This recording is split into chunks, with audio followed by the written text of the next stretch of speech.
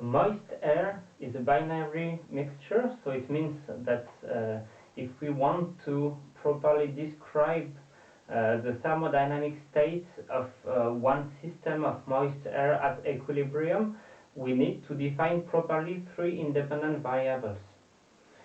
So it's not possible to fully plot inside the 2D diagram all the possible states of moist air. Hopefully, in many cases, the total pressure is set because it is equal to atmospheric pressure. In that case, if we fix one of the thermodynamic variables, then we can plot all the other ones in a 2D diagram. So there are many different types of moist air diagrams that are often called psychrometric charts, and the most common in Europe at least is what we often call the Carrier diagram. So the Carrier diagram is specific to a given pressure.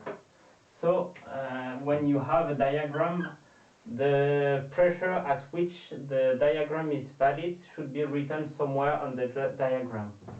So usually it's atmospheric pressure, but the atmospheric pressure depends, for example, on the altitude. So in such a diagram, the x-axis corresponds to temperature.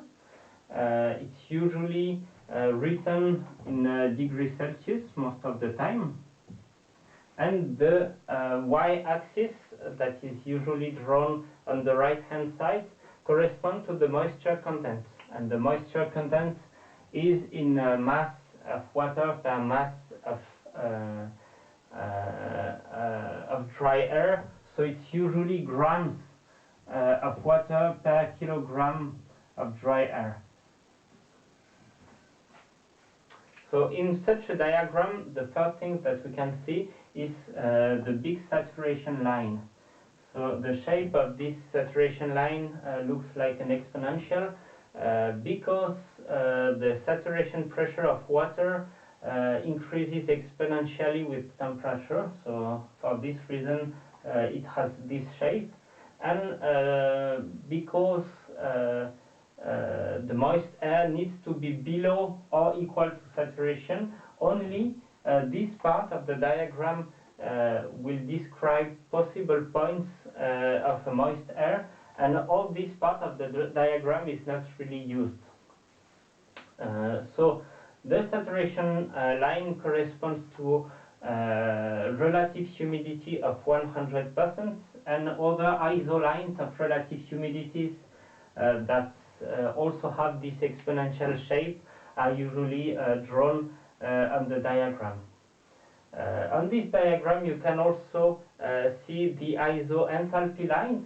So these lines are straight lines, evenly spaced, and this is due to the fact, as we have explained before, that we can approximate the specific enthalpy as being a linear function of temperature and of moisture content. So in that case, we can define a third axis that will be tilted that corresponds to specific enthalpy.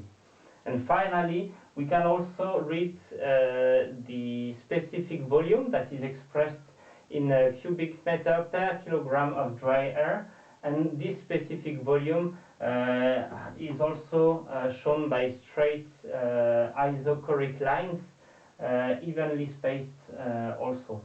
So for example, let's take one specific dry air in these conditions. If you want to read the different values, so down here you can read the temperature that is the normal temperature, or you can also call it the dry bulb temperature. If you go to the y-axis, you can read the moisture content. If you go to the enthalpy axis, you can read the specific enthalpy. If you go to the volume axis, you can read the specific volume. But also, if you have increased the moisture content until saturation at constant enthalpy, when the air is saturated, its temperature will be the wet bulb temperature. So you can, at this intersection, you can also read the wet bulb temperature. And finally, if you cool down the air at constant moisture content until being at saturation, here at this intersection between the constant X and the saturation line, you can read also the dew temperature. So this is the dew temperature of a point.